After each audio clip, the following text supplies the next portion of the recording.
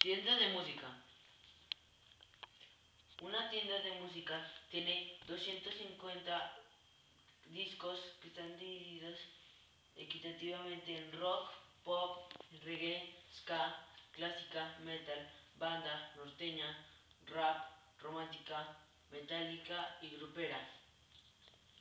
Si un camión va a traer más discos, ¿cuántos va a traer de cada género? 178, porque esta es la cantidad que hay de cada género entre los 2500 discos. ¿Cómo obtuve esta cantidad?